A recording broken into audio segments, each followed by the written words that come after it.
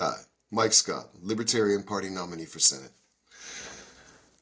I was at our 420 convention yesterday, and there was tequila involved. It was a whole thing. It was fun time. Thanks to all of the guys out on Kent Island. Holy cow, cult classic brewery. Anyway, in every major city, things are getting worse. In every in every demonstrable way. Crime, health, education, the economy, all of our outcomes are getting worse and they're getting more expensive. I think people are starting to wake up to the fact that the Democrats and Republicans sell the same thing. Both of them sell promises of, I'll fix your problems. And we're starting to wake up to the fact that, much like in the pharmaceutical industry, cures don't get you paid. You get paid from the treatment. So if you look at immigration, it'll never get solved because they have no reason to solve it. Why the heck would they want to solve it? They keep getting voted in because of the fight. And we don't seem to understand that's the point. It's divide and conquer. I don't want you to change your politics. I literally cannot get you to change your politics.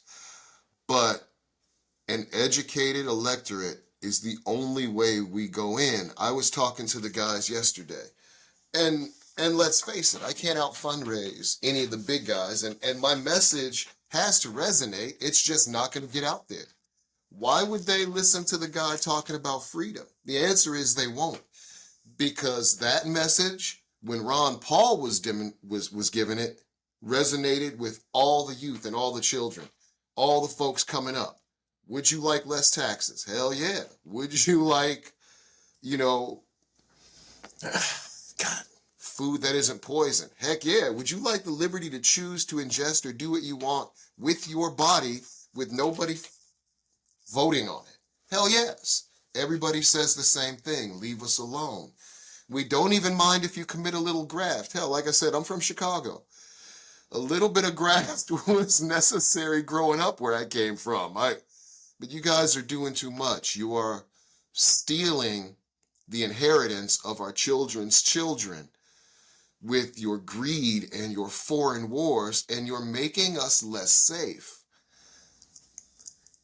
The electorate has to pull me in. I cannot push. I'm not even going to try too terribly hard. And people are going to go, well, that's not fair. You should do this. No, I'm going to make the phone calls. I'm going to hang the signs.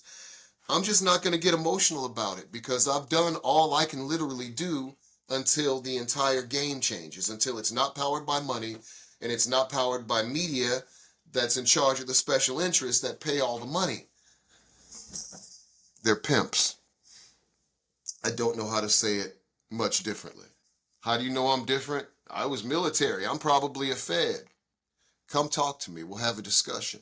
And then watch what I do. One point that I had to make, Dan and Dave, I was talking to them yesterday and I was trying to get through. There's only so much I can do. I believe I'm going to win. Let me say that again. Mike Scott, Mr. Scott is going to Washington. That being said, how I got there, don't worry about it. What can I do when I'm in? We have to be realistic about these things. As a single senator, I have power. It is a lot of power, but as a single senator, I cannot strike out the FBI. I cannot strike out the Fed. We really need to come together. We need a gold rush. Red and blue has got me black and blue, dog. I need a gold rush. We need 5, 6, 10 senators who are viable, who are not crazy, but just because you're crazy don't mean you're dumb. You know what I mean? We need folks in there who are willing to do the job and who won't get swept up by that bullcrap. We need a better class of criminal in D.C. We need a gold rush. We need somebody in there who truly believes in the ideas of liberty and understood going in that stupid document, the Constitution, is flawed, but he truly believes in it and swore to support and defend that silly thing. I always look at the OODA loop. I look at what is. I don't look at what is. I don't let ego or fear or any of that crap get in the way. I know it's an uphill battle, but I truly believe the people in the People's Republic of Maryland are getting tired of looking around. I see people leaning in Glen Burnie. I see people leaning in Baltimore. Man, it's bad out there. And they have us believing that our vote doesn't mean anything. It's not worth anything and it doesn't count. David Trone put up $18 million of his own money just for the chance, so he could beat Alsobrook in the primary, hopefully, for the chance of being elected by your votes in November. They talk you into believing your vote doesn't matter, dude. That's the only thing you got. If it ain't worth nothing, why the fuck are they spending money on it? Wake up, folks. I'm just trying to wake people up, and I can't push the wet noodle. I can't out fundraise them. I can't outspend them, and I won't get bought. I won't. I can't sell my soul for this shit because I don't really want to do the job. I am capable of doing the job. And if you have a viable nominee who's capable of capable of doing the job and willing to do it, and you go with Also Ran or Lockdown Larry or that Total Trone, doesn't his name sound like a cuss word to me?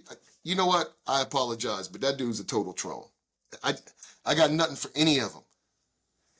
I see Angela Alsobrook, county executive. She gets things done. I see her signs all over Prince George's County. To me, that's ethically kind of questionable because I don't remember seeing them all over Prince George's County before she decided to run for Senate.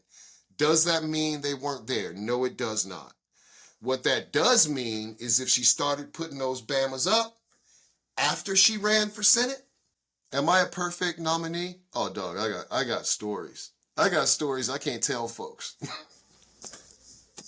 I got stories I will never tell folks. I am not a perfect nominee, but I am not beholden to money and special interests. And what my man Pinocchio say? There are no strings on me. Mike Scott, nominee for Senate. Keep your head up, y'all. We can be free. All we have to do is decide to. Vote Libertarian.